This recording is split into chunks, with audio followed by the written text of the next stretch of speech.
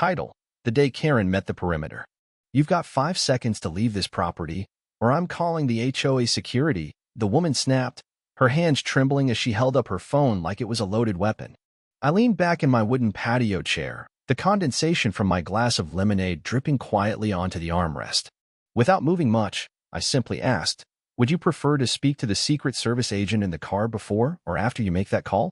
Her eyes twitched, confusion flickering just beneath indignation.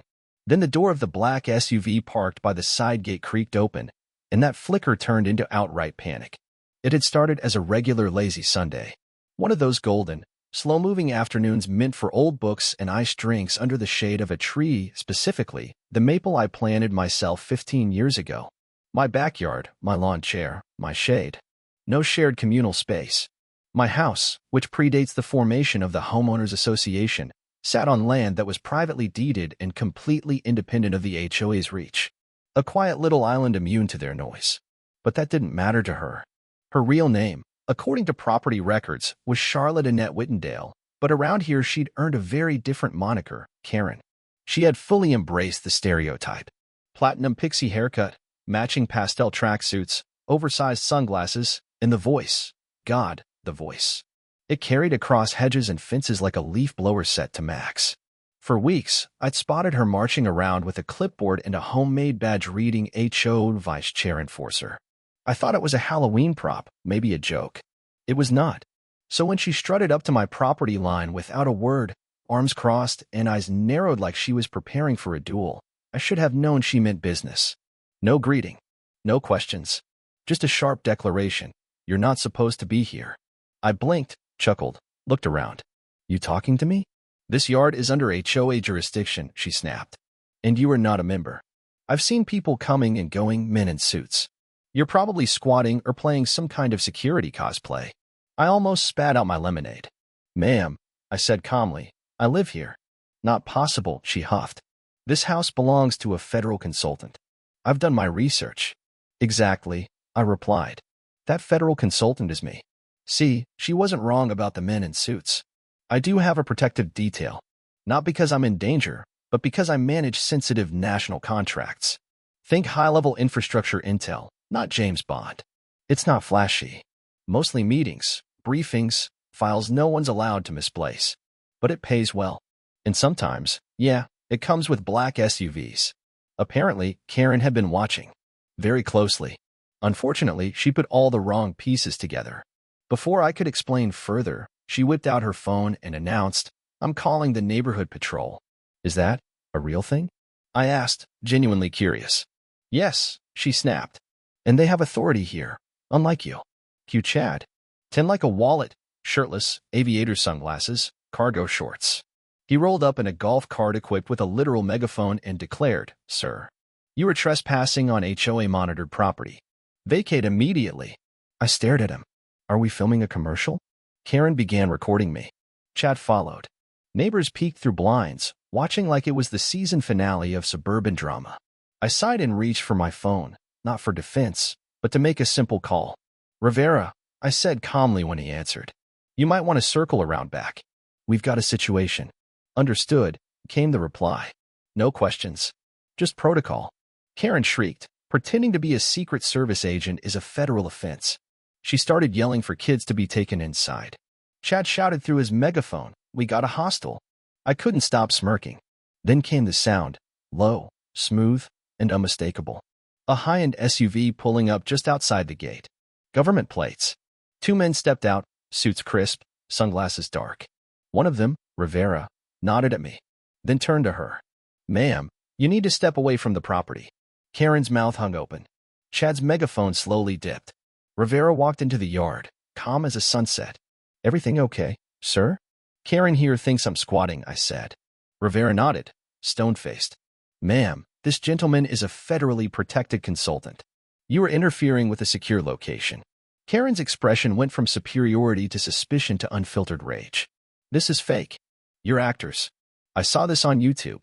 Chad began reversing the golf cart like it was haunted. Rivera held up his badge. Karen swatted at it like it was a fly. "That's not real. I know my rights." Rivera tapped his earpiece. "Civilian refusing compliance. Requesting documentation team." Her jaw dropped. A second SUV rolled up. Homeland Security this time. Chad tripped trying to flee. Karen shrieked, "You'll all regret this. I'm calling the media." Rivera calmly gestured toward her still streaming phone. "Ma'am, you already are." But Karen didn't retreat. No, she escalated. She demanded Rivera show his badge again. He did. She scoffed. "Please. You can buy that off Etsy." Behind her, Chad looked ready to fake a fainting spell just to escape. "You're impersonating government agents," she hissed. "Ma'am," said Agent Lin, stepping forward, "this property is federally designated and monitored. You are currently trespassing." "That's not possible," she barked. "This is residential. County assessor has the file," Lin replied, cool as ice. "Parcel number is public." Rather than verify anything, Karen launched into a tirade about deep state plots and secret satellites. She called me a fraud. "I just sipped my lemonade." "This is funny to you?" she barked. "A little," I admitted. Chad tried to de-escalate. "Maybe we wait for the board." Karen turned on him like a tyrant betrayed. "No. This is our neighborhood." Rivera tapped his earpiece again. HQ, subject escalating under delusional influences. Recommend misinformation protocol. "Did you just call me paranoid?" Karen shrieked. "Rivera, only if it's not true." Karen swore she'd call an emergency HOA meeting. "We'll vote to remove you," she said, pointing at me like she was casting a spell. "Ma'am," Lynn sighed, "you can't vote someone off their own property." But she tried anyway. The next day, I spotted a dozen people in her backyard. Donuts, a loudspeaker, flyers reading "Protect our neighborhood from infiltration." I watched with binoculars, coffee in hand, and a mug labeled "Federal Problem." Karen's new plan? Accuse my garden hose of being a listening device. My satellite dish? Mind control beam. She stood on a plastic chair and yelled, all in favor of eviction. Two unsure hands went up. One was mid-donut. Rivera showed her surveillance footage, 7 unauthorized entries, threats, filming. "That's fake," she screamed. "Defake. Is that your blue visor?" Chad muttered. Karen live-streamed, declaring the media was being silenced. Monday, she upped the ante. A tent appeared in her yard labeled Truth Zone. Signs warned of unknown frequencies. Local news showed up. Karen led the reporter to my fence, accusing my solar panels of data theft. Rivera approached quietly. "You can film public areas. Any step past this line is trespass." The reporter didn't hesitate. He packed up and left. Karen spiraled further. Her phone out. "We will expose this." That's when Rivera's phone buzzed. "We're activating temporary extraction," he said. I nodded. Time to disappear for a few days. Let her stew. As we left, she chased the SUV with her phone like a modern-day Paul Revere. Rivera's team didn't waste time. New surveillance signs went up. A camera tower was installed. Quiet. Legal. Effective. Karen, undeterred, crossed the line the next morning. Narrated her trespass like a war reporter. Within 20 minutes, a federal vehicle arrived. She was arrested on the spot. Handcuffed mid-live stream. Neighbors stared. Chad whispered, "This is why I don't do committees." The arrest video went viral. Edited with music. Hashtag backyard battles trended locally. Karen's tent was quietly dismantled. HOA volunteers vanished. Her power evaporated. Then came the cookout. Rivera and Lynn hosted a neighborhood barbecue. Area 52, we joked. Kids played. People laughed. Trust repaired itself with ribs and soda. Karen watched from behind curtains. But it wasn't over. A plain van arrived the next day. 2 plainclothes agents. Not ours. "Financial crimes," Rivera murmured. "IRS." Karen stepped out, screamed. Was served a thick document.